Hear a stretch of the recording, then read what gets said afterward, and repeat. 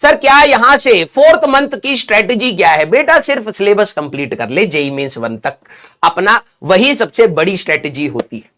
जितने भी ड्रॉपर हैं मैं आपको सभी को बता रहा हूं कि ड्रॉपर के लिए अगर आपने जेईई मेंस 1 से पहले विदाउट बैकलॉग विद रिवीजन, एक बार रिवीजन, जितने भी पीवाईक्यू आपसे हो गए, सर मैं सारे नहीं लगा पाया, कोई नहीं भाई, इतने कम टाइम फ्रेम में सारे बच्चे नहीं कर पाते, सिलेबस कंप्लीट नहीं कर पाते। मैं आप सभी लोगों को बोल रहा हूं जेईई मेंस 1 से पहले कंप्लीट सिलेबस, कंप्लीट रिवीजन के साथ, और जितने भी आपने क्लास में पीवाईक्यू करे या खुद से पीवाईक्यू करे, अगर आप कंप्लीट सिलेबस, कंप्लीट रिवीजन के साथ उतर जाते हैं, बिलीव मी आपका बहुत बड़ा चेंज या बहुत बड़ा जंप आपको मिलेगा। ठीक है, हाँ पहले पीवाईक्यू ही करेंगे आप सभी लोग, ठीक है, क्योंकि हमारे पास लिमिटेड टाइम है। सबसे पहले पीवाईक्यूज आपके लिए रेलिवेंट है, तो फर्स्ट ऑफ ऑल आपके पीवाईक्यूज पर नजर होनी चाहिए कि भाई देखो मेरे पास टाइम कम है, एग्जाम फ्रंट के हिसाब से सबसे इंपॉर्टेंट क्वेश्चंस क्या है, वो पीवाईक्यूज है। तो जैसे ही हमारा चैप्टर या लेक्चर खत्म होता है, कोई भी टॉपिक खत्म होता है, तो आप सीधे उनके पीवाईक्यूज पर हिट मारिए, क्योंकि समय कम है।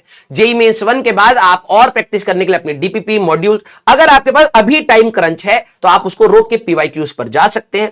जिनका टाइम सही मैनेज हो रहा है, आप मॉड्यूल भी ट्राई कर रहे हैं, मैंने होमवर्क भी दिया, मॉड्यूल के भी सवाल लगाए, आप टेस्ट भी दे, आप डीपीपी दे, सारी चीजें करें, वो सबका समय अलग अलग होता है। ठीक है सर, पीवाईक्यू याद हो जाते हैं तो ये एक बहुत बड़ी प्रॉब्लम है आप लोगों के साथ, आई नो दैट, इसके ऊपर हम लोग काम कर रहे हैं, लेकिन हम लोगों के पास टाइम नहीं बचता है। लेकिन मैं आपको मॉडिफाइड पीवाईक्यू देने के लिए बोला है, तो एक बार जेईई मेंस 1 तक एक बार कोशिश करिए कि नॉर्मल आपके जितने पीवाईक्यूज है आप उसको ट्राई करिए। कोशिश करेंगे कि कुछ पीवाईक्यूज जो मोस्ट रेलिवेंट पीवाईक्यूज है उनको थोड़ा सा मॉडिफाई करके दे, लैंग्वेज चेंज हो, ऑप्शंस चेंज हो, डेटा चेंज हो, कि आपको दोबारा से उस सवाल को सॉल्व करना पड़े। ये मेरे को पता है, क्योंकि मेरे साथ भी यही दिक्कत थी। जनरली केमिस्ट्री में मेरे साथ ये बहुत ज्यादा होता था कि भाई मैंने ऑर्गेनिक के सवाल, इनऑर्गेनिक के सवाल लगा लिए, अब मेरे को याद हो गए कि भाई इसका तो ये है, इसका तो ये है, क्योंकि वो वन शॉट में निकल जाते थे सवाल। ठीक है, मेरे से फिजिकल में थोड़ी सी दिक्कत थी, लेकिन ऑर्गेनिक और इनऑर्गेनिक मैं ये सोचता था अब सवाल कहां से लगाऊं।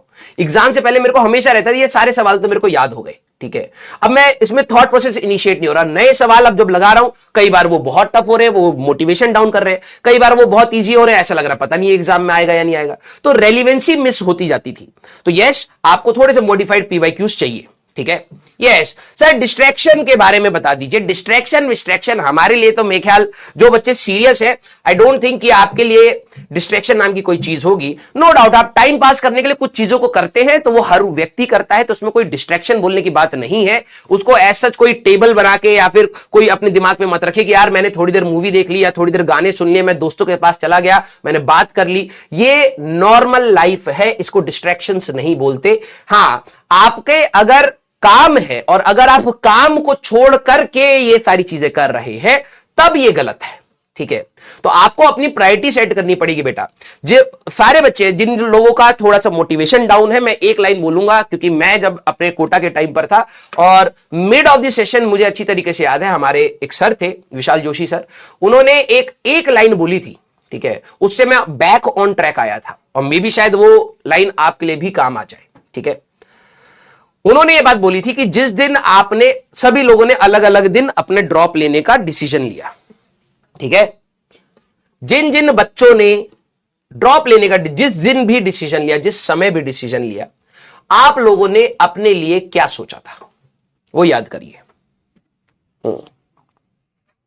सारे बच्चे एक बार फॉर द टाइमिंग, बस उसके बाद हम लोग अपने टॉपिक पर आ जाएंगे। ठीक है, एंड आई थिंक इससे बड़ी मेरे लिए मोटिवेशन नहीं थी, क्योंकि ये चीज मेरे दिमाग में छप गई कि हाँ यार मैंने क्या सोचा था।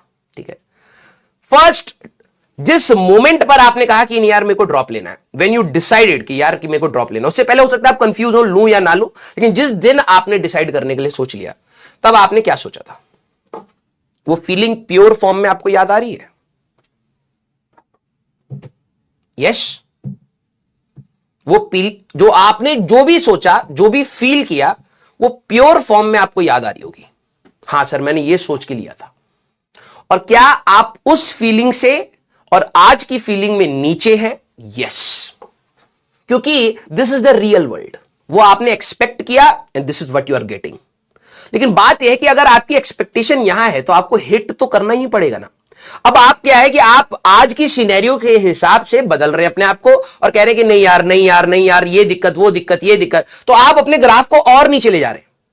अब आप ये समझिए कि आपने एक्सपेक्टेशन खुद की यहां पर सेट करी थी कि यार मेरे को ये चीजें चाहिए, तो यार उसके लिए एफर्ट्स भी तो लगेंगे ना उस लेवल के, नहीं लगेंगे क्या? और अगर उस लेवल के एफर्ट्स चाहिए, वो आपको सबको पता है, क्योंकि देखो भाई कोई बच्चा यहां से इस चीज को एक्सपेक्ट कर रहा है, कोई यहां से इस चीज को एक्सपेक्ट कर रहा है, सबको अपना लेवल पता है कि यार मेरे को ये चीजें और करनी चाहिए तभी मेरा सिलेक्शन होगा, अदरवाइज नहीं होगा इस साल भी। रियलिटी है यार, है ना?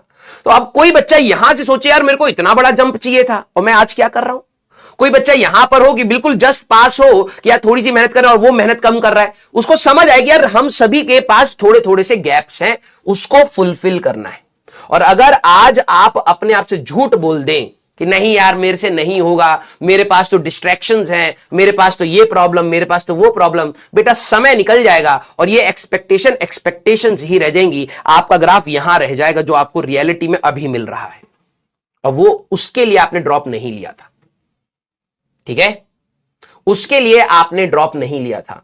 आपको यह बात समझनी पड़ेगी कि ये जब भी ग्राफ जाएगा, कभी ऊपर जाएगा, कभी नीचे जाएगा, कभी ऊपर जाएगा, कभी नीचे जाएगा। Ups and downs are the part of this preparation. आप कभी भी एक चैप्टर को जैसे समझा है उसको उसी के जैसे दूसरा चैप्टर नहीं समझेंगे, ये सभी के साथ होगा। आप इसको अपने पर्सनल मत लीजिए कि सर मेरी तैयारी खराब हो रही है। बहुत बच्चे हैं जिसके लिए कुछ ना कुछ खराब हो रहा होता है, मेजॉरिटी बच्चे हैं भाई। तुम टॉप 1000 बच्चों को, टॉप 500 बच्चों को बस निकाल दो, मैं लिटरली बता रहा हूं, टॉप 500 बच्चों को निकाल दो, बाकी सारे बच्चे किसी को भी उठा के पूछ लेना, उनको कहीं ना कहीं तो मेजर दिक्कत रही होगी प्रिपरेशन में। ठीक है, 500 की भी अपनी दिक्कत है, लेकिन 500 के बियॉन्ड सिलेबस ना कंप्लीट हो पाना, रिवीजन ना हो पाना, कुछ टॉपिक छूट जाना, कुछ टॉपिक नहीं समझ आना, ये सबके साथ होता है। तो ये आपके साथ भी हो रहा है। अब बात यह है कि उस भीड़ से आपको कौन सी चीज डिफरेंशिएट करेगी, कौन सी चीज आपको अलग करेगी, वो सिर्फ और सिर्फ आपकी कंसिस्टेंसी एंड एफर्ट्स है। आप चुपचाप तरीके से अपने एफर्ट्स लगाइए। और बेटा उस दिन को याद रखना जिस दिन आपने ड्रॉप लेने का सोचा था, और आज आप कहां पर हैं। आपने अपने आप को नीचे क्यों पुल किया, बताइए। अगर मैं आप लोगों से सवाल पूछूंगा तो अब कई बच्चे मायूस हो जाएंगे कि सर मेरे को बुरा लग रहा है। बुरा लगने की बात नहीं है, बात यह है कि आप बुरा लगने के बाद क्या कर रहे हैं। आप बुरा लग रहा है, कुछ दिन तक, थोड़ी देर तक डिमोटिवेटेड फील करा, फिर थोड़ी बहुत पढ़ाई कर ली, यह नहीं होता भाई। रियल लाइफ में आपको स्ट्रगल्स आएंगे, और आपको जब भी लाइफ में प्रॉब्लम आएगी तो आपको हमेशा माइंडसेट सॉल्यूशन वाला होना चाहिए। यार इस प्रॉब्लम से निकलने का रास्ता क्या है। और अगर आप सभी लोग यहां पर देखें कि आपके पास कुछ प्रॉब्लम्स हैं, उनकी जब आप सॉल्यूशन सोचना स्टार्ट करेंगे और कदम चलाना स्टार्ट करेंगे, तभी आप उस प्रॉब्लम से बाहर निकल पाएंगे। अदरवाइज ये जो प्रॉब्लम्स आपके साथ चल रही हैं, दीज आर ब्लैक होल्स बेटा, हमेशा ही रहेंगी और हमेशा आपको अपने साथ ही खींचते चली जाएंगी नीचे की तरफ, और कुछ नहीं होगा।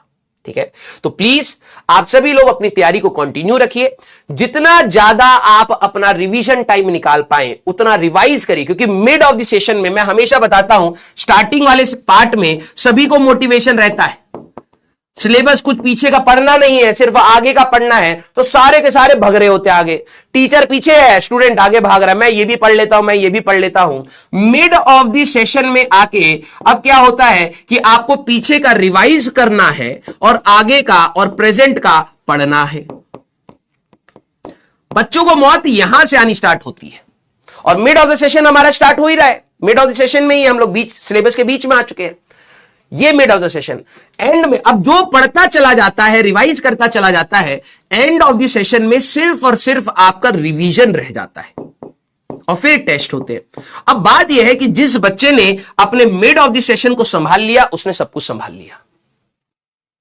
मिड ऑफ द सेशन, यहां पर जितना आप स्टबन बन के पढ़ाई कर सकते हैं, जितना जिद्दी बन के पढ़ाई कर सकते हैं, जितना सनकी बन के पढ़ाई कर सकते हैं, यहां घिस लो। नवंबर दिसंबर के बाद, मिड ऑफ द दिसंबर के बाद you will be relaxed, believe me, आप काफी ज्यादा रिलैक्स होंगे, क्योंकि मिड ऑफ द सेशन में पीछे भी रिवाइज करना है, प्रेजेंट का भी पढ़ना है, आगे का भी सोचना है, टेस्ट भी देने। यही स्ट्रगलिंग पार्ट है, यहीं पर बच्चा पीछे छूटता है बेटा, और कुछ ही बच्चे आखिरी तक पहुंचते हैं, यही है बस। और जो आपका राइट नाउ मोमेंट है, इसमें आप जितना सनकी थे कि भाई मेरे को वो चाहिए, प्रूव इट, और कुछ नहीं है। ठीक है, तो अगर आपको डिसिप्लिन की दिक्कत है, आपको कंसिस्टेंसी की दिक्कत है, आपको डिमोटिवेशन है, तो याद करिए आपने किस चीज के लिए ड्रॉप लिया था।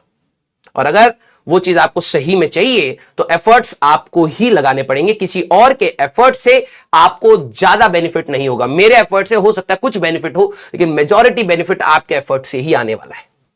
क्लियर? और आपको लगे कि सर सवाल नहीं हो रहे,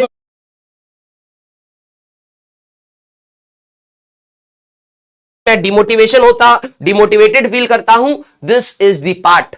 सवाल नहीं हो रहे, मैं डिमोटिवेटेड फील कर रहा हूं, इस चीज से लड़ना ही छोड़ दिया ना, बिलीव मी आप बहुत शांति से पढ़ पाएंगे, स्ट्रेस लेवल कम होगा। आपको यह मानना पड़ेगा कि यार कुछ सवाल नहीं होंगे, उनको मैं सीखूंगा कि वो कैसे हो। बस आपका लर्निंग एटीट्यूड होना चाहिए, जजमेंटल एटीट्यूड नहीं होना चाहिए पढ़ाई करते समय। टेस्ट में आप अपने आप को एनालाइज करें, उसमें भी लर्निंग एटीट्यूड होना चाहिए कि यार ये चीजें मेरे को और सुधारनी चाहिए थी। इसी को कहते हैं कि पॉजिटिव एटीट्यूड रखना। आप दूसरे से कंपेयर करते हैं, आप इससे कंपेयर करते हैं, उससे कंपेयर करते हैं, ऐसे तैयारी नहीं होती। पूरे अगर देखा जाए 14 लाख 13 लाख बच्चों में से जो 12-13 लाख बच्चे हैं, 1 लाख बच्चे को अगर हटा दें, 12-13 लाख बच्चे इसी भीड़ में ही खत्म हो जा रहे हैं। अपने पर इन्वेस्ट करो बेटा टाइम, ठीक है? आइए, velocity of the any point, बेटा याद करो, अब सारे बच्चे जरा यहां पर ध्यान से सुनना, ठीक है? यार देखो, मैं आप सभी लोगों को बोल रहा हूं, मेरी लाइफ ना, मैंने कई सारी लाइफ में ना कुछ डिसीजंस अपने लिए बहुत स्ट्रांग लिए, ठीक है? अब वो डिसीजंस ये थे कि यार मैं ये चीज तो कतई नहीं करूंगा, अब मैं आज तक वो चीजें नहीं करता हूं, ठीक है? उनके लिए टेम्पटेशंस भी होती है कि ऐसा लगता है यार ठीक है ये कर लेते हैं, वो कर लेते हैं, मैं नहीं करता, क्योंकि मुझे पता है कि अगर मैं उस चीज को करूंगा तो फिर मेरे को वापस इतने एफर्ट्स लगाने पड़ेंगे फिर नॉर्मल होने के लिए, है ना? तो आप सभी लोगों को भी पता होनी चाहिए, you have to be responsible first for your career, कि हाँ यार मेरे को ही चेंज करना है। किसके बारे में? शॉर्ट नोट्स, ओहो शॉर्ट नोट्स बनाइए, ठीक है? वैसे आप लोगों के पास अभी टाइम नहीं है, अभी आप अपने नॉर्मल नोट्स में ही हाईलाइटिंग कर लीजिए, मोर देन सफिशिएंट है, ठीक है? आप लोग पहले भी पढ़ चुके हैं 11वीं 12वीं में, अगर आपने थोड़ा बहुत भी पढ़ा है तो आप रिलेट कर लेंगे, तो आसानी से आप अपने हाईलाइटिंग से ही काम चला सकते हैं। जबरदस्ती शॉर्ट नोट्स दोबारा मत बनाइए। हाँ, आप फॉर्मुला शीट बनाना चाहे तो आप बना सकते हैं, अगर आपको लगता है कि यार इस चैप्टर में बहुत सारे फॉर्मुला हो रहे हैं, मैं एक जगह लिख लेता हूं, आप वो चीज कर लीजिए। हाँ, और बताइए भाई। हाँ, मोटिवेशन चाहिए बेटा। 3 टीचर रोज सुबह आके 6 घंटा तुम्हें पढ़ा रहे हैं, तुम्हें छोड़ दिया जा सकता था कि बेटा तुमने 11वीं 12वीं में पढ़ाई नहीं करी है, अब तुम्हें कोई नहीं देखेगा, लूजर्स को कोई नहीं देखता है। बोलती है दुनिया, हम नहीं बोलते हैं, हमारे लिए तो आप बहुत कुछ कुछ लाइक सचिन सर। तो आपके लिए 2 घंटा 3 टीचर आते हैं, रेगुलर पढ़ाते हैं, कोशिश करते हैं, इससे ज्यादा मोटिवेशन आपको क्या चाहिए? आपके घर पे बिजली आ रही है ना? आपके पापा मम्मी आपके लिए मेहनत कर रहे हैं, आपको खाना मिल रहा है, आपको बस बैठ के एक काम करना है, पढ़ना है, उसमें तुम्हें मोटिवेशन चाहिए है? गलत बात है। हाँ, और बताइए। हाँ, अरे बोले। हाँ, बैकलॉग, देखो बैकलॉग आपका हमेशा रहेगा, ठीक है? आपको लगे कि भाई मैं बैकलॉग पे फतह पा लूंगा, बैकलॉग को कवर करने का एक ही तरीका है, या तो आप लाइव क्लासेस के साथ चले।